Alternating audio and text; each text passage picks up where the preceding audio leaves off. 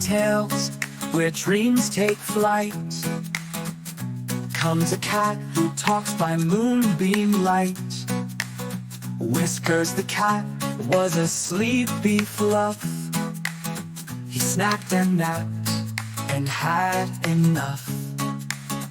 But when the moon shined full and bright, Whiskers spoke one silent night. My voice returns when moonlight's near. Now listen close, come lend an ear.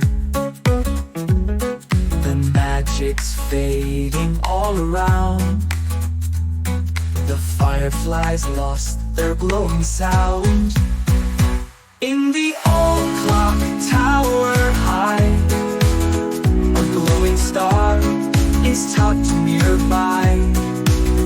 They climbed up gears and dusty ropes, with paws and pigtails full of hopes.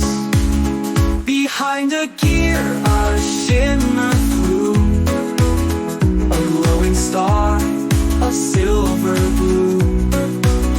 They placed it in the village well, and magic rang like a silver bell.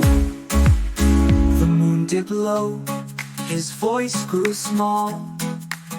He winked and gave his final call. So if you see a glowing cat, say hi and give a friendly